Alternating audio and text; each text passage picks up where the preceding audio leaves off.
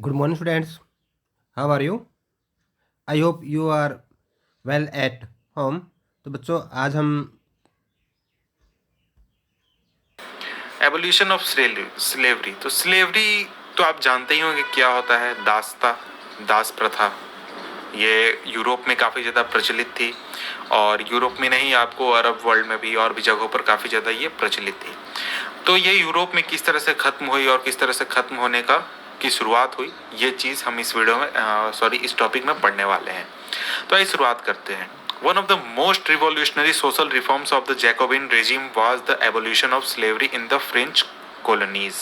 तो देखिए, जो जैकोबिन रिजीम था उसका सबसे बड़ा जो रिवॉल्यूशनरी सोशल रिफॉर्म था वो था एबोलिशन ऑफ स्लेवरी।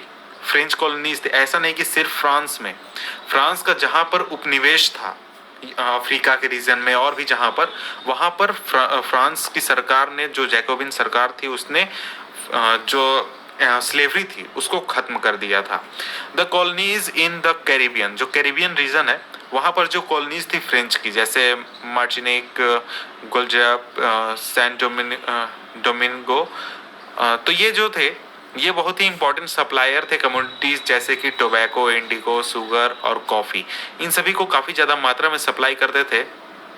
लेकिन जो यूरोपियंस थे वो उस उतने दूर रीजन में जाकर काम करना पसंद नहीं करते थे, और वो रीजन उनके लिए बहुत ही अनफेमिलियर था और बहुत ही हम कह सकते हैं कि उनको पसंद नहीं था वहां पर काम करना, इसलिए कोई जाता नहीं था यूरोप से वहां पर काम करने के लिए। तो जो फ्रांस के लोग थे, जो फ्रेंच बिजनेसमैन थे, उनके सामने ये परेशानी थी कि वो अपना काम कैसे निकालें। वहाँ वो कहाँ से लेबर लेके आए जो इन सभी कामों को करे, यानी टोबैको का प्लांटेशन करना, इंडिगो का प्लांटेशन करना, शुगर का प्लांटेशन, कॉफ़ी का प्लांटेशन करना, ये सब कौन करे। तो इस वजह से उनके पास लेबर का शॉर्टेज बहुत ज़्यादा था प्लांटेशन का काम करने के लिए। तो इसको सॉल्व करने के लिए जो स्लेवरी सिस्टम थी वो काफ़ी ज़्यादा मददगार हुई। तो देखिए, ये एक तरह का ट्रायंगुलर स्ट्रक्चर बना, जिसमें कि देखिए फ्रांस के मर्चेंट्स, यहाँ पर मैं बता रहा था, triangular slave trade between Europe, Africa and Americas. तो देखिए, यूरोप एक तरफ, अफ्रीका एक तरफ, और तीसरी तरफ अमेरिकाज। तो देखिए, स्लेव ट्रेड बिगिन हुआ था 17th सेंचुरी से। 17th सेंचुरी की शुरुआत से स्लेव ट्रेड का सिस्टम शुरू हुआ था। जो फ्रेंच मर्चेंट्स थे वो निकलते थे, बॉर्डेक्स और नांटेज, नाम थोड़ा कंफ्यूजिंग है, अगर मैं गलत बोल दूं तो गलत मत समझिएगा। टू अफ्रीकन कोस्ट, यहाँ से जाकर अफ्रीकन कोस्ट पर पहुंचते थे, वहां से स्लेव्स को खरीदते थे, और जो लोकल लीडर्स होते थे या फिर लोकल जो ट्रेडर्स होते स्लेव के, उनसे स्लेव्स को खरीदते थे, उनका ब्रांडिंग करते थे, और उन्हें फिर शिप्स में टाइटली पैक करके 3 महीने लॉन्ग ट्रिप पर भेज देते थे कैरिबियन रीजन में। तो आप सोच सकते हैं कि बहुत टाइटली पैक करके 3 महीने तक किस तरह से लोग कितनी कठिनाई में वहाँ पहुँचते होंगे जो स्लेव होते होंगे। तो 3 महीने तक अटलांटिक पार करते हुए कैरिबियन रीजन में उन्हें भेज दिया जाता था, और उन्हें फिर बेच दिया जाता था प्लांटेशन ओनर्स, जो कि जो प्लांटेशन जो बागान होते थे उनके ओनर्स को बेच दिया जाता था। तो ये पूरा प्रोसेस था आपका स्लेवरी का। इस तरह से स्लेव ट्रेड उस समय काम करता था यूरोप के कॉन्टेक्स्ट में। The exploitation of slave labour made it possible to meet the growing demand in the European market for sugar, coffee and indigo. देखिए, स्लेवरी जो थी उसी की वजह से जो ट्रेडर्स थे उनके लिए पॉसिबल हो पाया था कि वो यूरोप में जो शुगर, कॉफी, इंडिगो का डिमांड बढ़ रहा था उसको पूरा कर सके। तो ये एक तरीके से हम आज कह रहे हैं कि ये चीज़ गलत था जो हो रहा था, लेकिन उस समय के सोसाइटी में ये चीज़ थी कि जो ट्रेडर्स थे वो इस चीज़ को सही मानते थे और इसको काफ़ी ज़्यादा परफॉर्म भी किया जाता था। तो वो तो अलग बात है, हम अपने मेन पॉइंट पर आते हैं। पोर्ट सिटीज़ लाइक बर्डेक्स एंड नांटेज, तो ये जो शहर थे पोर्ट सिटीज़, ये इनकी जो इकोनॉमिक प्रोस्पेरिटी थी, जो इनका विकास हुआ था, वो सिर्फ मेनली हुई थी स्लेव ट्रेड की वजह से, क्योंकि ये स्लेव ट्रेड के लिए एक बहुत ही इंपॉर्टेंट पॉइंट थे, और इसी वजह से इन शहरों का विकास हुआ था। अब आगे पढ़ते हैं। Through out the 18th century, जो 18th सेंचुरी आई उसके शुरुआत से लेकर अंत तक स्लेवरी को लेकर काफ़ी ज़्यादा क्रिटिसिज्म हुआ स्लेवरी का कि नहीं ऐसा नहीं होना चाहिए, सही चीज़ नहीं है। और जो नेशनल असेंबली थी, नेशनल असेंबली में काफ़ी ज़्यादा लंबे लंबे डिबेट्स हुए कि ये जो राइट्स ऑफ मैन की हम बात कर रहे हैं फ्रांस में, एडल्ट फ्रेंचाइज की बात कर रहे हैं और दूसरी चीज़ों की बात कर रहे हैं, क्या उन सभी को एक्सटेंड कर देना चाहिए कि जितने भी फ्रेंच सब्जेक्ट्स हैं, यानी कि जितने भी हमने कॉलोनीज बना कर रखी हैं उनमें भी। तो ये डिबेट्स तो चले लेकिन कोई लॉ पास नहीं हो पाया कि उनको डर था, जो लॉ पास करने वाले लोग थे उन्हें डर था कि जो बिजनेसमैन है जो कि इन सभी ट्रेड्स में इन्वॉल्व हैं वो काफ़ी ज़्यादा अपोज करेंगे और उनकी जो इनकम है, जो बिजनेसमैन की इनकम इस स्लेव ट्रेड पर डिपेंड करती है, वो बहुत ही ज़्यादा अपोज करेंगे और उस समय उनकी ताकत भी काफ़ी ज़्यादा थी। तो इस तरह का लॉ बन पाया फाइनली 1794 में। 1794 में ये लॉ पास हो पाया, इस स्लेवरी को बंद कर देना चाहिए और जितने भी स्लेव्स हैं फ्रेंच ओवरसीज पोजीशन में, यानी फ्रेंच के जितने भी कॉलोनीज थे वहां पर जितने भी स्लेव्स को कैप्चर करके रखा गया है उन सभी को फ्री कर दिया जाए। लेकिन ये ज़्यादा दिनों तक चल नहीं पाया, सिर्फ ये कम समय तक ही रहा, करीब 10 साल तक, क्योंकि 10 साल बाद 10 इयर्स लेटर जो नेपोलियन था उसका शासन आया और उसने फिर से स्लेवरी को लागू कर दी। तो जो प्लांटेशन ऑनर्स थे उन्होंने समझा कि ये जो फ्रीडम है वो उनके पास अधिकार है कि वो अफ्रीकन निग्रोज को अपने इकोनॉमिक इंटरेस्ट के लिए स्लेव बना सकते हैं। तो स्लेवरी को फाइनली अबॉलिश किया गया था फ्रेंच कॉलोनीज में 1848 में। ये नंबर इंपॉर्टेंट है 1848 में, और ये भी इंपॉर्टेंट है जो यहाँ पर मैंने कहा था 1794 में पहली बार रिमूव किया गया था। अब यहाँ पर एक वर्ड आया है नीग्रो, कि आखिर ये नीग्रो वर्ड क्या होता है। तो देखिए नीग्रो एक वर्ड है जो कि यूज किया जाता है जो अफ्रीका के सहारा रीजन है उसके साउथ में रहने वाले लोगों के लिए, वहाँ के निवासियों के लिए। तो ये देखिए ये कोई सही वर्ड नहीं है, एक तरह से गाली के रूप में हम इसे ले सकते हैं। तो उस तरह का वर्ड है कि जातिवाद सूचक जैसा वर्ड होता है, बिल्कुल वही हम कह सकते हैं, वही है ये। अब हम आगे बढ़ते हैं और नेक्स्ट हमारा पॉइंट है the revolution and everyday life. यानी जो रिवॉल्यूशन हुई उसके बाद लोगों का एवरीडे लाइफ कैसा था, लोग कैसे जी रहे थे, लोग किस तरह से अपने कामों को कर रहे थे।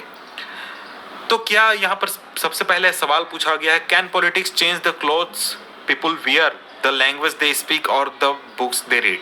यहाँ पर पूछा गया है कि क्या पॉलिटिक्स लोगों के पहनावे को बदल सकती है, या फिर उनके भाषा को बदल सकती है, या फिर उन किताबों को बदल सकती है जो कि वो पढ़ते हैं। इसका सीधा मतलब ये है कि क्या पॉलिटिक्स लोगों के मन को इतना ज़्यादा बदल सकती है कि वो अपने पहनावे को चेंज कर दें, भाषा को बदल लें, या फिर जो बुक्स वो पढ़ना पसंद करते हैं उसे चेंज कर लें। तो इसका जवाब आपको खुद ब खुद सोचना चाहिए। अब हम आगे बढ़ते हैं। The year following 1789 in France saw many such changes in the lives of men, women and children। तो 1789 के बाद फ्रांस में रहने वाले लोग जैसे बड़े बूढ़े बुजुर्ग जवान महिलाएं बच्चे सभी के लाइफ में काफ़ी ज़्यादा चेंजेस आए थे। The revolutionary governments took it upon themselves to pass laws that would translate the ideals of liberty and equality into everyday practice। तो जो रिवॉल्यूशनरी गवर्नमेंट बनी उसने खुद पर जिम्मेदारी ली कि वो सारे लॉज को पास करेगी जो कि डिफाइन करेगी कि आखिर लिबर्टी क्या होता है, इक्वालिटी क्या होता है और इनको किस तरह से लागू करनी है। और इसके बाद one important law that came into effect soon after the storming of Bastille in the summer of 1789 was the abolition of censorship।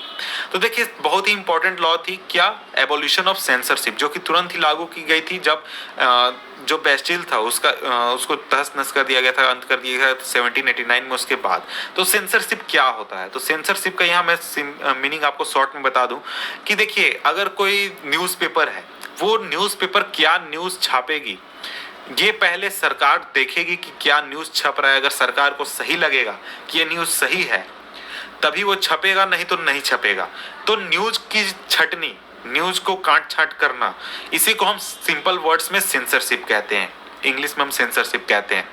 In old regime यानी कि 1789 से पहले जो भी रिटेन मटेरियल या और जो कल्चरल एक्टिविटीज होते थे जैसे बुक्स, न्यूज़पेपर, प्लेस यानी कि आपका जो नाटक हो गया, उन सभी को तभी पब्लिश किया जाता था या फिर परफॉर्म किया जा सकता था जब उन्हें की अप्रूव किया गया है सरकार के सेंसर्स द्वारा, यानी जो राजा है उसके सेंसर्स द्वारा अप्रूव किया गया है, उसके बाद ही इन चीजों को परफॉर्म किया जाता था।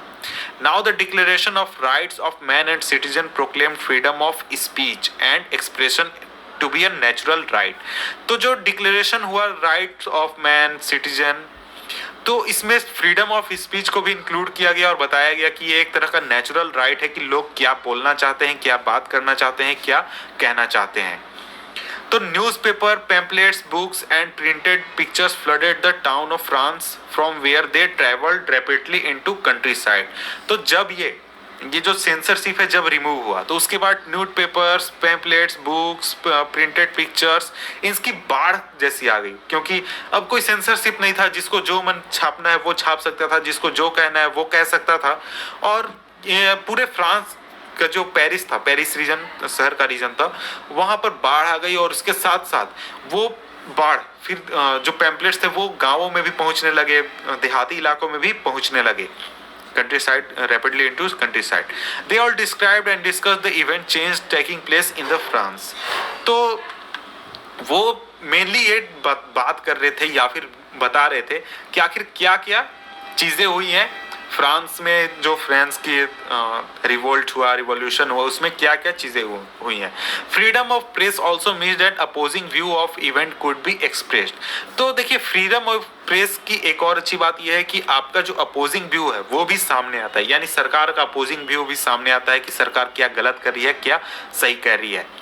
Each sides out to convince the other of its position through the medium of print. तो देखिए जो लोग सरकार के पक्ष में थे या फिर विरोध में थे, किसी चीज का विरोध करते थे या उसके समर्थन में थे, वो एक दूसरे को कन्विंस करने की कोशिश करते थे प्रिंट मीडियम से, या फिर plays, song, festive procession attracted large number of people.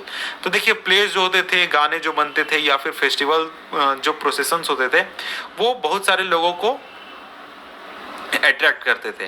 This was one with they could grasp the identity with ideas such as liberty or justice that political philosopher wrote about at length in text with which only a handful of educated people could read.